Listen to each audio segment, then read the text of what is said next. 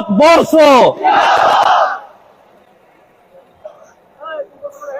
যারা এই মঞ্চ আয়োজন করেছেন, এই এলাকার সম্মানীয় ইমাম মুয়াজ্জিন কমিটির যারা তত্ত্বাবধানে আছে, তারা এই এলাকার মাননীয় মুফতি সাহেব, এই এলাকার ইয়াং তরুণ ভাই যারা এই আয়োজন করেছেন, তাদেরকে শুকরিয়া জানাই। মহান আল্লাহ তাআলা যেন এর প্রতিদান তাদেরকে দেয়।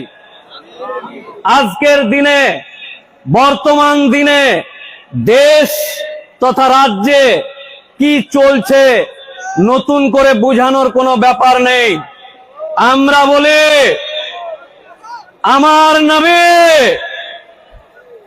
মুহাম্মদ মুস্তাফা হযরত মুহাম্মদ সাল্লাল্লাহু আলাইহি সাল্লামের জন্য আমরা নিজের জান দিতে পারি।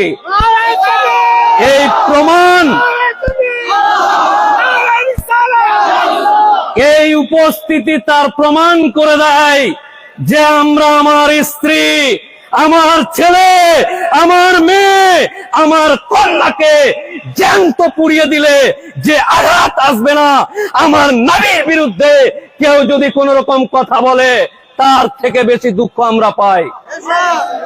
অতএব দেশের রাজনীতিক নেতারা রাজনীতি পাল্টায়, জাত পাল্টায়, পাল্টাতে থাক। যারা কে কি পাল্টাবে জানি না। আমার নবী, আমার মুস্তাফাকে নিয়ে কেউ যেন কোন রকম কটু কথা না বলে,